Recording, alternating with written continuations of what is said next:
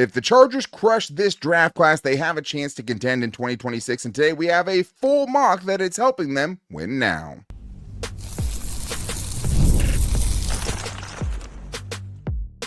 You are Locked On Chargers, your daily podcast on the Los Angeles Chargers. Part of the Locked On Podcast Network, your team every day. What is up, man? Welcome into the Locked On Chargers podcast. I'm your host, Daniel Wade, joined as always by my co-host, David Droegemeier. And today's episode is brought to you by FanDuel. Right now, new customers can bet just $5 and get $250 in bonus bets if your first bet wins. Head to FanDuel.com to get started. David, what do we got today? Daniel, we got a full mock draft for the people out there, and we got one featuring the largest athlete in the draft and also the smallest one in the draft. And we also make sure and address the most important positions of edge rusher and guard. And don't forget, we have a trade, because that is the way that we think that this is going to best help the Chargers this season, and that is to get more picks, get substantial picks, right? Get top 100 picks to get guys that can help you in this season, which is a must-win season in a lot of ways, especially in the playoffs. But that's where we wanted to start it. We wanted to do a trade back mock draft, and where we ended up getting it done is with the Miami Dolphins. The former coach, obviously, now is the Chargers offensive coordinator, but in a new regime, they could be looking for a quarterback post-Tua Tagovailoa.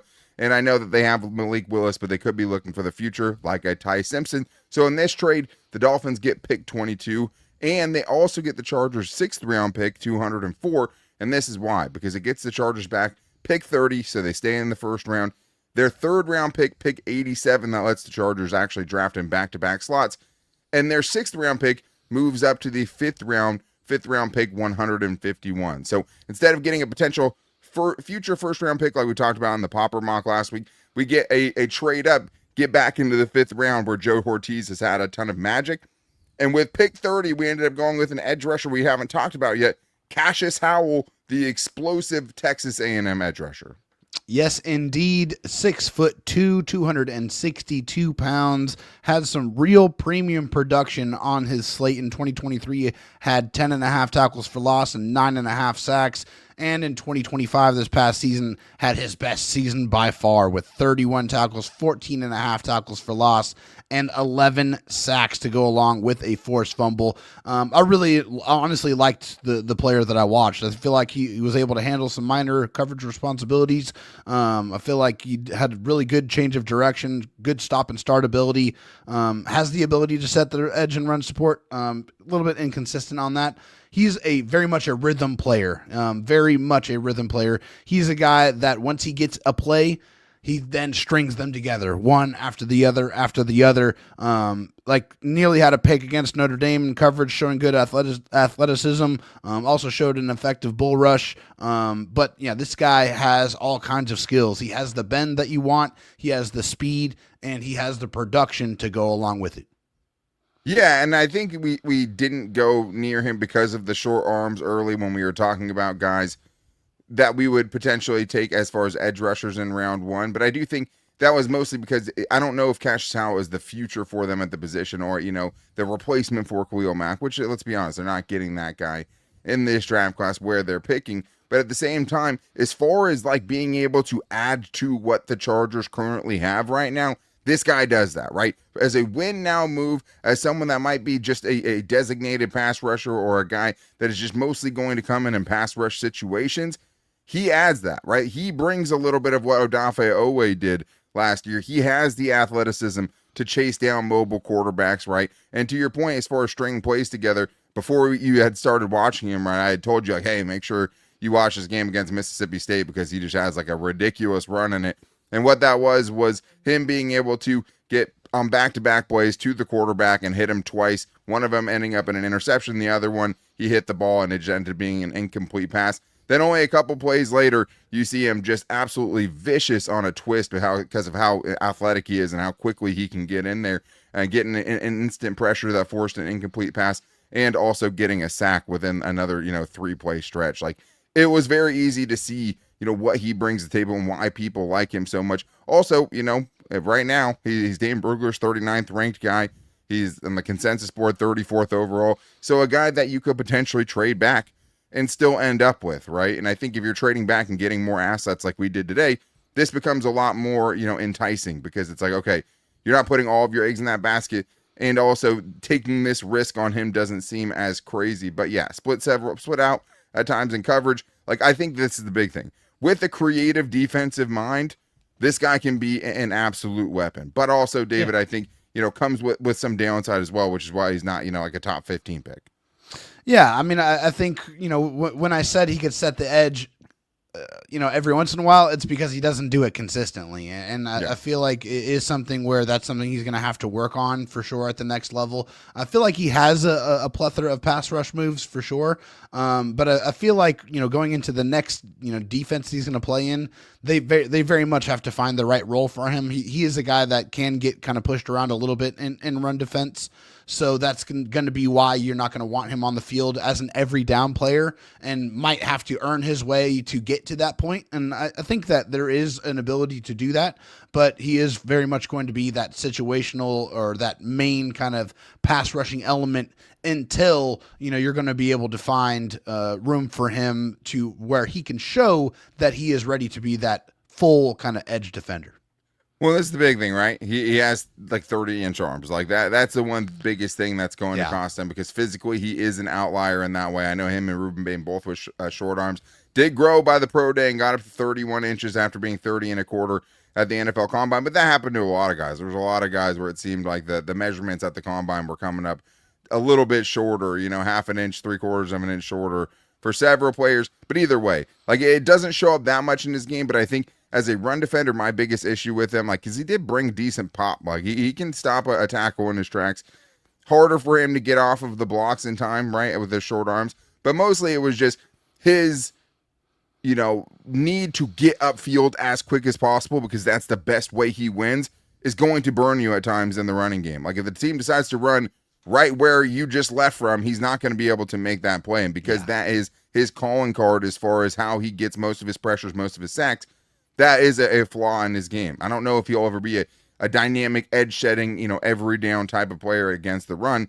I think you could work around him in certain situations where maybe he's not just the third down specialist. But the other thing, a little older at 23 as a rookie. But if you're talking about winning this year, this is a guy that can help you, right? And it isn't as old as like an Akeem Mesidor. But round 2, pick 55 is a guy that we've talked about before, so we'll spend a little bit less time on him today. One of my favorite players in the draft, Georgia Tech guard Keylan Rutledge, a guy that for me helps you right away. He steps in and becomes a starting guard for you, and I feel great about the fit.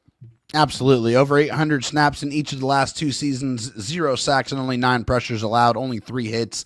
Plays with violence, looks to finish defenders and eliminate them from the play. A road grader type of player, a guy that says, get behind me and we're going to go find some real estate to run in front of. He is that type of player. Very powerful grip strength, very effective when just turning guys out of the hole. He's a guy who's one of my favorite players that I watched at the position. I'm absolutely stoked to get him here in the second round and feel very good about the fit, both now and in the future. And even though, he's a guy who's been shooting out draft boards, still ranks 58th on the consensus board. Dane Brugler still has him 62nd, wasn't in his initial top 100, which I thought was crazy. Definitely getting some of that shine now, but I do think, if other teams end up going with a Pregnon or a Chase Besantis, right, we know Vega's going to be gone.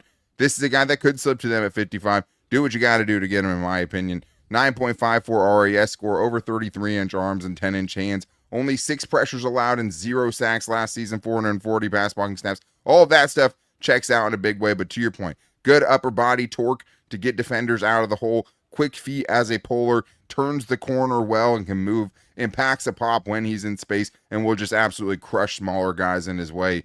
I thought he was so much to like with him. It's hard to believe it took this long, because it's the guy that was a third-round pick at one point.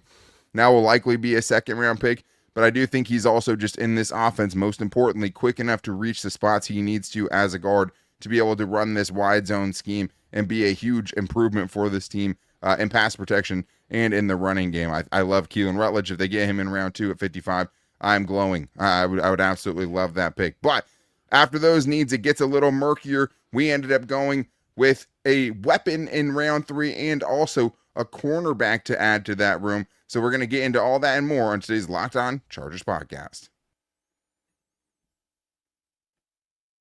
It's tax time, but for a lot of us, the old way of doing taxes is a lot. Trying to book an appointment that's not the most convenient, sitting in a waiting room with a stack of papers, emailing back and forth and wondering if they really get your situation. But this year, you're getting a major upgrade. Intuit TurboTax now has in-person locations nationwide. You can meet face-to-face with a real tax expert and your documents get uploaded straight to your TurboTax app on the spot. Just like that, you're done. Your TurboTax expert works to get you every dollar you deserve while you get real-time notifications as you go about your day. It's the relief of walking in and meeting a real person and walking out knowing your taxes are being handled right. Head to turbotax.com/local to find a store near you and book your appointment.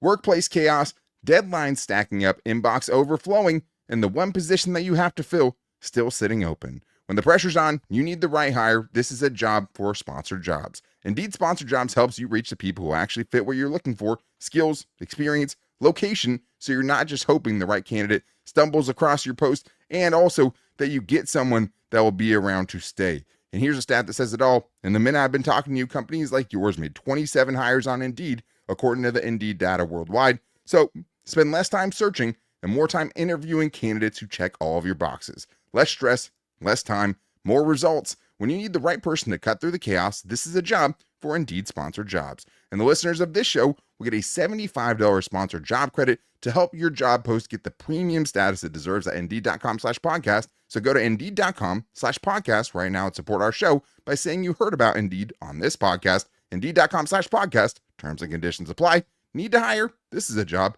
for Indeed sponsored jobs. All right, David. Well, we filled the two biggest needs for the Chargers, with the first two picks, and we'll talk about that on the bonus show later. Just the Chargers' biggest needs and where we hope the Chargers will actually address them and where they need to address them. And we'll ask the same thing to the Guilty as Charged guys tomorrow when we release part 1 of 2 episodes that we're planning on doing with them. Very excited to have that crossover event, so make sure you guys are back here for that tomorrow.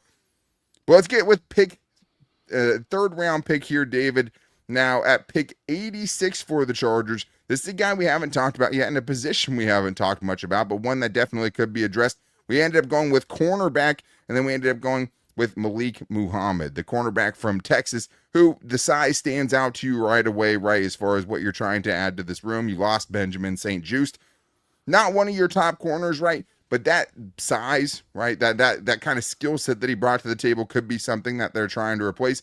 And with kind of the guys that you're already have already in set, this is a guy maybe you could take a chance on in round 3.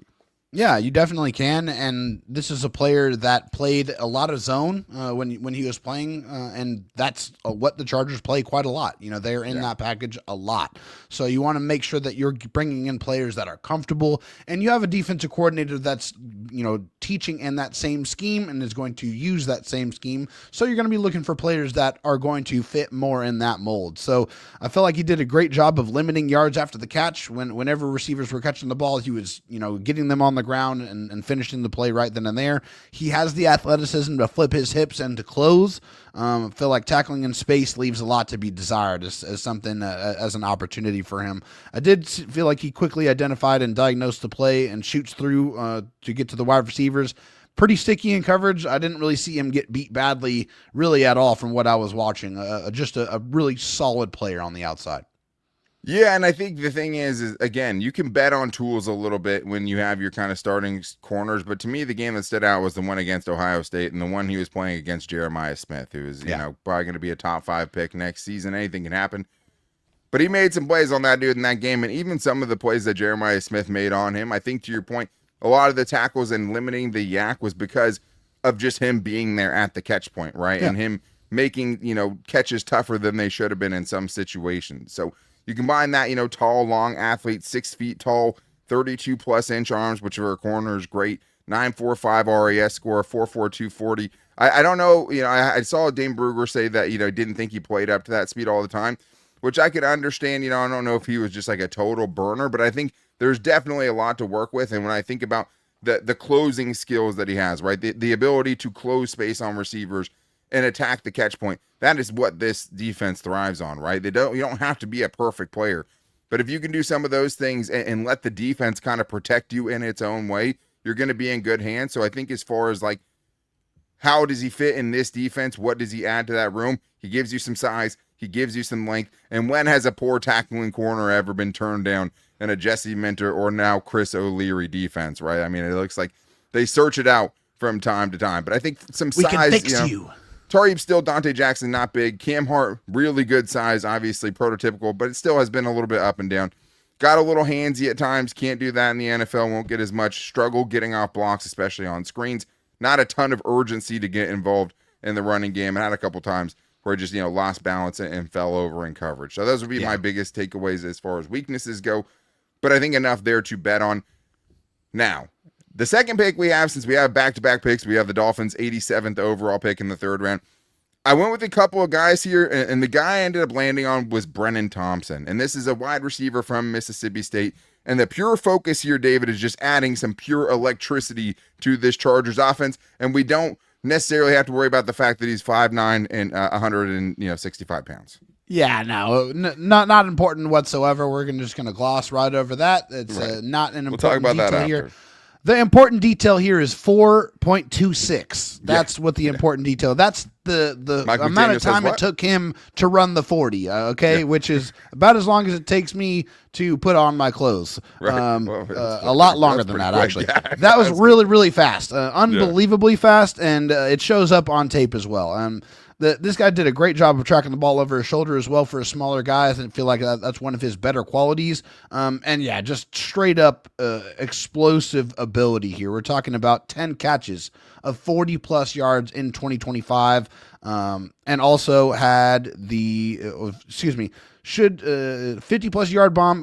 One of 57 players in the FBS with 50-plus catches in 2025.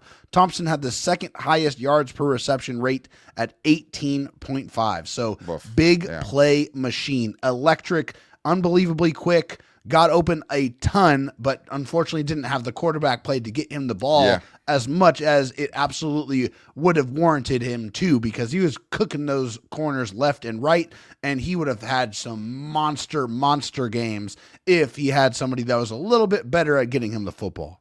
The good news is I know a guy who can throw a ball a long way. But yeah, I mean, Burt Brugler led the NCAA with 5 50-plus yard catches, and also almost had as many 40-plus yard catches as he had games in 2025. He had 10 40-plus yard catches.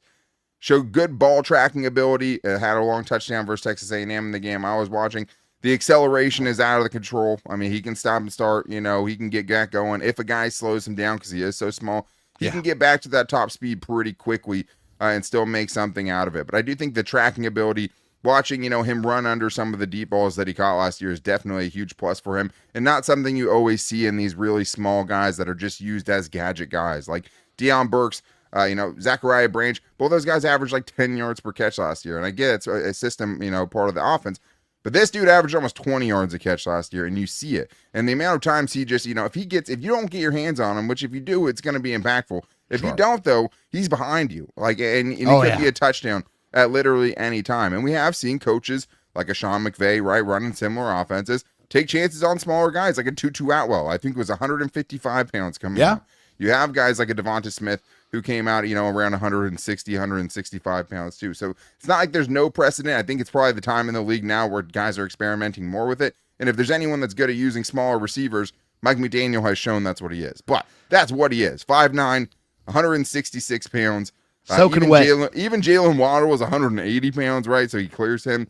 And he can get ragdolled at the line of scrimmage if corners get their hands on him. That's what it is. But David, he doesn't fit in every offense. He's not going to, right? But let Mike McDaniel tell me that with this guy who, obviously I think he could use as a pretty good weapon. Yeah. Again, something we were talking about before the show is he had a wanted poster with Keaton Mitchell's picture on it. Saying, Mike McDaniel did in the Chargers Mike facility. McDaniel. So he absolutely wants speed as much as he said in his press conference that, it's great to have it, but I don't need it PC Yeah, answer. whatever. I don't believe that at all. He absolutely wants it and he needs it. And this is another player that has it in abundance. Obviously, very small, slight in stature. Have to worry about, his workload and try to manage that, try to keep him healthy. But there's absolutely no mistaking this guy has game-wrecking speed. Yeah, and he does, and that's what this is about. Just finding a guy who can do the explosives without even Justin Herbert necessarily having to hold the ball for 5 seconds to do it, right? Like, also, I think untapped potential as a return man. Only one punt return in his college career. He took it for 44 yards. I don't know why he wasn't used there more. More? The hands, yeah. I throw him on kickoff, throw him on punt return. Insurance for Darius Davis. Yeah, definitely some insurance and some competition for Darius Davis too. But hey, I understand the size part of it. If there was a guy I would trust to get something out of someone that's this size and something that they could also use this year, I think Mike McDaniel could do that with Brenen Thompson. But we still have more to get into, and since we have an extra pick plus a 5th-round pick now, there are some other positions we have to fill, so we're going to get into that and more in today's Locked On Chargers podcast. The NBA playoffs are here, where every possession matters, every matchup is magnified, and every game can swing a series. And right now, FanDuel is giving new customers a great way to get in on the action. You can bet just $5 and you can get $250 in bonus bets if your first bet wins. The app also makes it super easy to follow all of the action with player stats, trends, and matchups all in one place. They actually give you the information to help you make a more educated bet. And during the playoffs, that extra insight really matters when you're looking at stars, role players, and key moments. The Lakers are playing on Saturday at home after locking up the 4 seed in the West and are currently 5.5-point underdogs against the Rockets. With Luka Doncic and Austin Reeves probably not playing, can LeBron James muster up the magic to pull off an upset at home against Houston and give the Lakers a fighting chance in this series? Well, you can bet on it, and it makes the entire playoff experience even more engaging from start to finish. Head to FanDuel.com to get started. FanDuel, play your game. All right, David, well, we've gotten through the first few rounds of the draft, days 1 and 2, and now it's time to try to find some guys on day 3 that can make a difference, and plenty of different positions we could go with, and maybe positions that get changed when we do our final mock next week before the NFL draft. But where I ended up going in round 4 with the Chargers' 123rd pick was Arizona State linebacker Keyshawn Elliott, and a guy that, is kind of polarizing as far as where he could end up going in this draft. Right? I mean, if you ask Dan Brugler, he thinks he's a 3rd-round pick. If you look at the consensus board, he ranks 126. So I think it's safe saying he could be available at pick 123. And at this point, you're not necessarily going to get a fully formed player. You're probably going to be looking for specific traits. To me, I see this as someone that can help a Chargers run defense that has struggled at times during this kind of Jesse Minter, type of defense. And also maybe a long-term backup for someone like a Denzel Perryman or someone that could replace that skill set going forward for them. Yeah, I would agree with that completely. I think you look at the production here across his collegiate career, had a big season at New Mexico State where he racked up over 100 tackles and 10 tackles for loss. And then this past season at Arizona State where he had 98 tackles, 14 tackles for loss, and added 7 sacks from the middle linebacker position. That is big-time production, big-time sack production to go along with those tackles. Bigger, more physical, powerful linebacker for sure. You see it when you're watching him play. When he sees it and he's able to diagnose the play, he's able to shoot and make tackles quickly, and I really love that about his game. He delivers some punishment when he's hitting and tackling as well. Like he makes his presence felt. Also, I loved his effort. He's running all over the field from sideline to sideline to make tackles. He is playing until the whistle is blown. So I appreciated the effort, and I agree with you. He's very much in the mold of a Denzel Perryman style, more of a 1 to 2 down linebacker, mostly focused on controlling the running game. Yeah, and that's where he's at right now, right? Maybe could he get better? I mean, I think coverage is definitely the spot where he has the most room to improve, but you're not taking him necessarily because of your coverage ability. If you're talking about potentially a long time Mike linebacker to be lined up with, Deion Henley specifically, this is someone who could potentially be that for you, the thing I appreciated the most from him is the good instincts against the run, reading his keys well, and also being kind of decisive without being reckless, right? Yeah. Because I really loved his patience in the running game. Does not get caught up in the wash. didn't over pursue a ton as far as what I saw, was there to stop several cutbacks on the backside when running backs finally thought they found that opening. He was there to kind of put that fire out and stop it from becoming a big play. Also, would give Chris O'Leary a good blitzer to work with. It's never been Deion Henley's biggest strength for sure. You have a guy who had 7 sacks last year, which is pretty awesome. The biggest thing here, coverage, right? As far as the downside, he has a lot of room to improve there. 1 career interception in 4 seasons. Doesn't have this great instincts. I think some of that can be changed.